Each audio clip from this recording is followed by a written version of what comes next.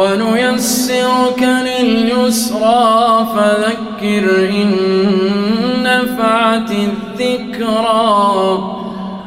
سيذكر من يخشى ويتجنبها الأشقى الذي يصلى